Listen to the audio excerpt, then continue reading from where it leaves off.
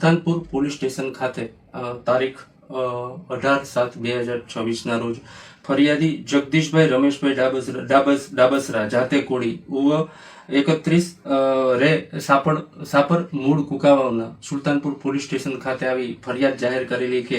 તેના ભાઈ લાલજી ઉર્ફે લાલાભાઈ રમેશભાઈ ડાબરિયાને તેની સાથે મિત્ર એવા નીતિનભાઈ રમણીકભાઈ મકવાણા રે ભંડારીયા ગામની સીમ મૂળ બોરડી સમઢિયા વાળાઓએ લાકડી વડે મોઢાના ભાગે અને માથાના ભાગે ગંભીર ઈજા કરી મૃત્યુ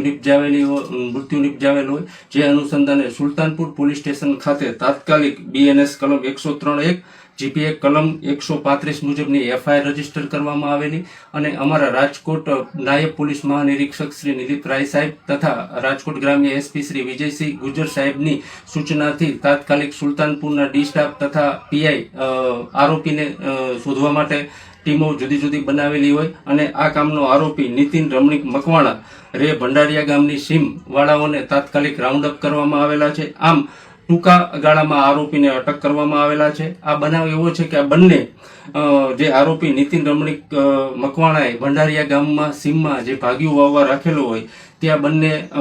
બેઠા હોય અને આ જે મરણ જનાર છે ભૂંડા બોલી ગાળો બોલતા અને તેની જે આરોપીની માતા પણ હાજર હોય ભૂંડા બોલી ગાળો નહીં કહેવાનું કહેતા આ કામનો